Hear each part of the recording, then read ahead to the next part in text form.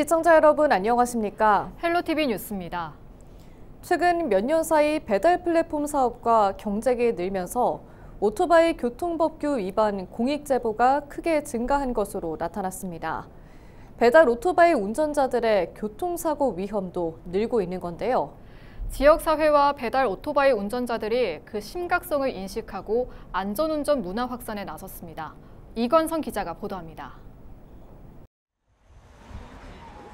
한국교통안전공단이 지난 2020년부터 지난해 11월까지 접수한 오토바이 교통법규 위반 공익 제보는 모두 96만 8천여 건, 2020년 4만 7천여 건이던 오토바이 법규 위반 제보는 2021년 갑자기 19만 6천여 건으로 급증했고 2023년 26만 8천여 건까지 늘었습니다.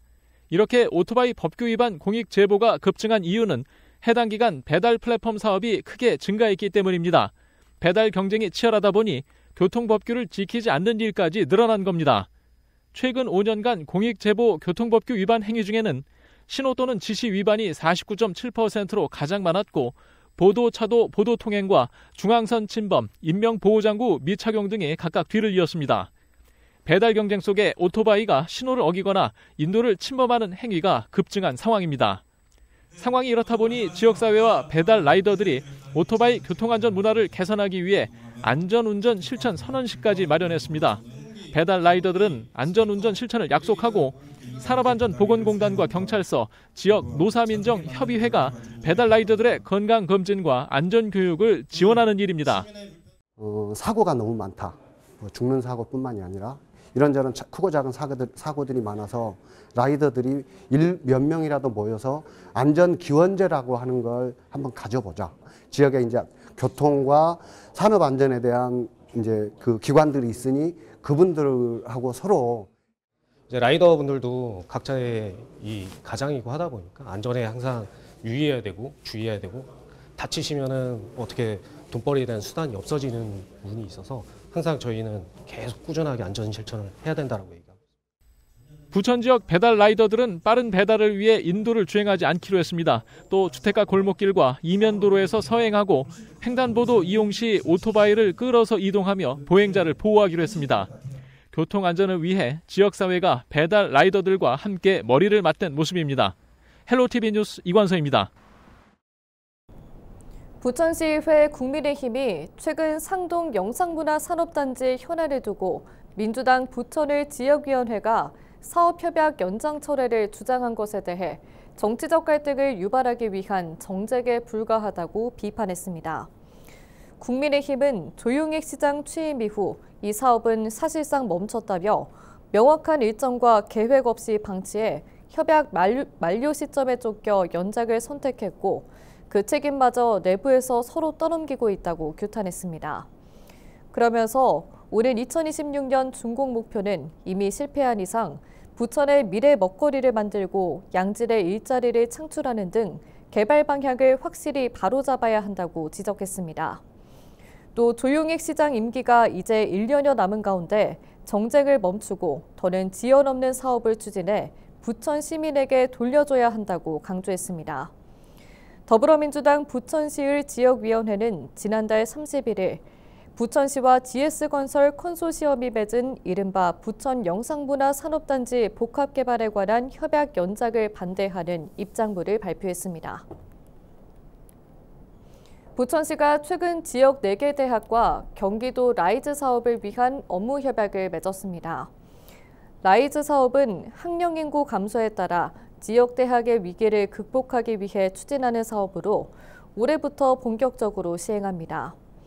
이에 따라 부천시와 대학들은 지역 연계 협력 프로그램을 운영하는 한편 인재 육성, 취창업의 생태계 조성 등 실질적인 성과 창출에 동참할 예정입니다. 이번 협약에는 가톨릭대와 서울신학대, 부천대, 유한대 등이 참석했습니다. 부평구가 최근 고향사랑기금 운용심의위원회를 열고 올해 고향사랑기금 지정기부 사업으로 취약계층 아동 문화예술 사업 지원을 선정했습니다.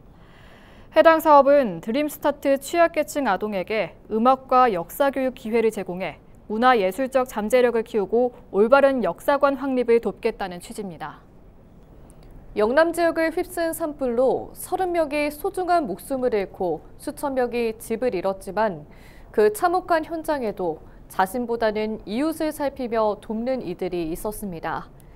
생계수단인 살수차를 이끌고 산불 끄기에 나선 주민들, 목숨을 걸고 화마와 사투를 벌인 소방대원들, 그리고 수많은 자원봉사자들인데요. 이런 분들의 손길이 있기에 국가 재난 상황 속에서도 우리 사회에 훈훈한 온기가 퍼지는 것 아닐까요? 박건상 기자가 우리 동네 영웅들을 만나봤습니다. 경북을 중심으로 큰 피해를 낸 초대형 산불. 괴물 산불이 산림과 마을을 집어삼키는 긴박한 순간, 평범한 일상을 살던 우리 이웃들은 영웅으로 변신했습니다. 의성군에서 발생한 산불이 청송군으로 번진 지난 25일, 불기둥이 덮친 마을에 민간 살수차가 나타났습니다. 한 주민이 자신의 생계수단인 살수차를 끌고 나와 소방차에 물을 공급하고 소방차가 미처 출동하지 못한 마을로가 불을 끄며 홀로 고군분투했습니다. 저희 동네에 불이 났기 때문에 일단 불 끄고 봐야죠. 이제 사람부터 살고 봐야 되죠. 예. 저는 어제부터 어제 양수발전소 쪽으로 고삼 농원 쪽으로 그 불이 많이 붙어 그쪽 물을 또 한번 뿌려주고 오늘 또 제가 일부러 전화해갖고 찾아가 왔는 거예요. 이 영웅은 대수롭지 않은 일이라며 자신의 이름도 알리지 않았습니다. 산불이 의성에서 안동, 청송, 영양, 영덕으로 확산되면서 전국에서 소방대원들이 모여들었습니다. 이들은 주민들을 살려야 한다는 일념으로 일주일 넘도록 밤낮으로 화마와 사투를 벌였습니다. 산청 산불 현장에서 등짐 펌프 하나 짊어지고 산불 진화에 나섰던 산불 진화대원 3명과 인솔공무원이 목숨을 잃었습니다. 충남 홍성에서 한다름에 달려온 한 소방대원은 철조망에 옷이 찢기고 가파른 산에서 넘어지기도 하지만 산불을 꺼야 한다는 신념 하나로 소방호수를 잡았습니다. 힘들어도 해야죠. 지금 국가적 재난 사태에 준하는 상황이기 때문에 최선을 다해서 화재 진화에 임하도록 하겠습니다. 자세를 잡고 비탈면에서 작업을 하다 보니까 그리고 또 바람이나 이런 거에서 순식간에 화재 연소 확대가 일어날 수 있기 때문에 산불 피해 지역은 그야말로 전쟁터를 방불케 했습니다. 집들은 화마에 무너지고 세간살이는 숫덩이가 되어버렸습니다. 청송군과 인접한 영양군 직영리입니다. 이 야산에서 불이 붙으면서 이곳 주택들까지 화마가 덮쳤는데요. 당시 얼마나 긴박했는지 이렇게 차량용 소화기까지 사용한 흔적이 보이고 있고요. 이쪽으로 와보시면은 주택의 벽면까지 이렇게 완전히 무너져 내렸습니다. 한순간에 터전을 잃은 이재민들을 위해 대피소마다 자원봉사자들이 몰려왔습니다. 한 봉사자는 자신도 산불 피해를 입었지만 고령의 어르신들을 위해 팔을 걷어붙였습니다. 저희 아버지도 솔직히 지금 집이 탔는 상태인데 하여튼 저희 부모님들이 이런 상황을 지금 겪고 있는 그 부분은 조금이나 도움이 되고자 해서 봉사 열심히 하고 있습니다. 까맣게 그을린 몸뚱이, 산불 현장에서 빠져나가려고 발버둥치다 입은 상처, 불길을 피할 수 없었던 가축과 애완동물을 구조하기 위한 손길도 보태졌습니다. 강아지는 대피를 못한 상태로 묶여있고 이런 경우가 많아서 그래서 이제 그런 애기들 위주로 그 구조를 해오고 그다음 응급조치 받고 그다음에 많이 좀 심하게 아픈 애들은 저희 병원뿐만 아니라 대구 지역이나 요 근처로 호송해서 치료받고 그러고 있습니다. 국가적 재난 속에서 고통받는 이웃을 위해 묵묵히 도움의 손길을 내미는 이들, 우리 사회를 훈훈하게 하는 작은 영웅들입니다. 헬로티비 뉴스 박건상입니다.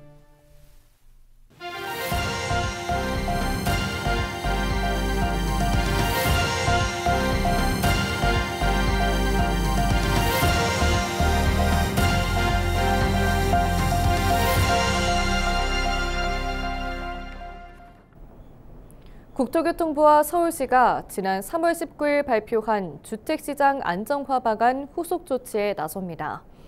국토부와 서울시는 먼저 기존 토지거래 허가구역 지정지역을 대상으로 실거주 의무 위반 여부를 특별 조사할 계획입니다.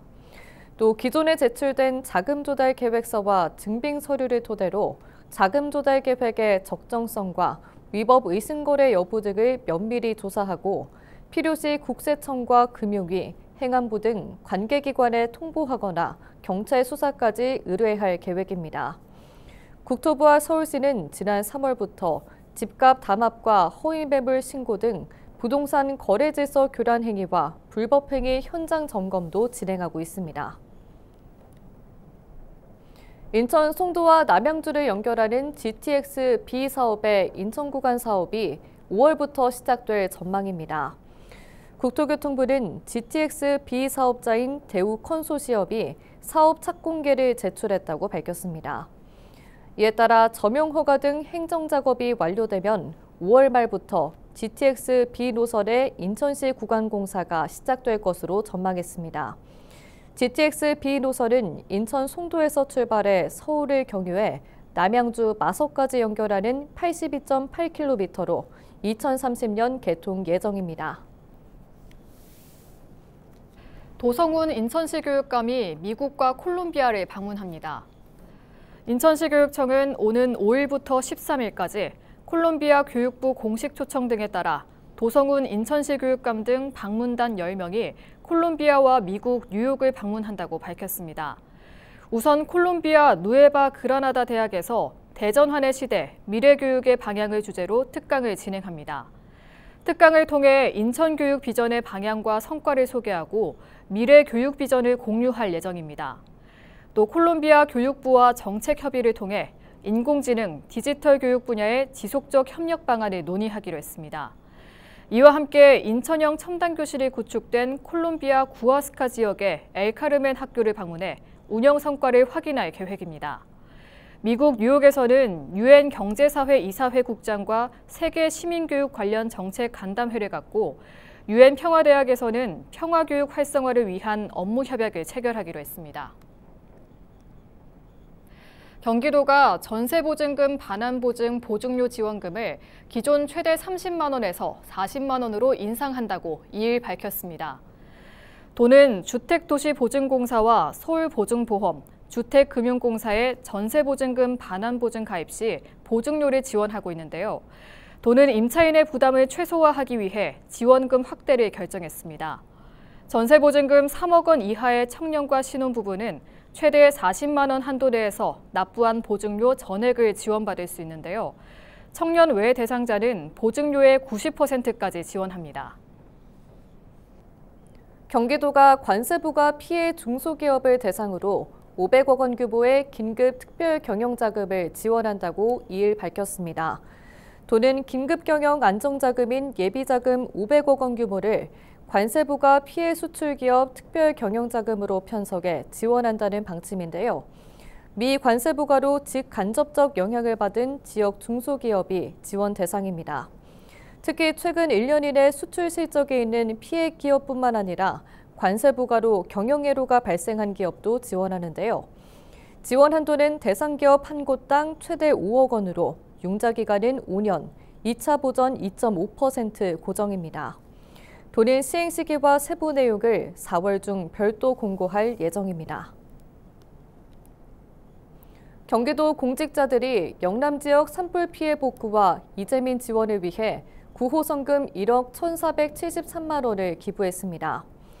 구호성금은 희망브리지 전국재해구호협회를 통해 전달될 계획인데요.